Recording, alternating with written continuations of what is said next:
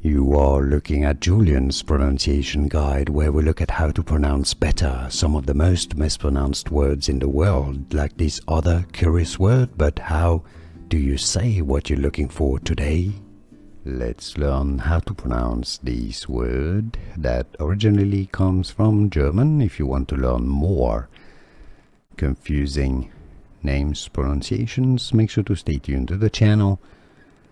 Let's break it down. It's pronounced as, I'm gonna spell it differently for you, waltz. Waltz, okay, so it's not walls. Could be spelled walls, but there's a T, so waltz. Waltz.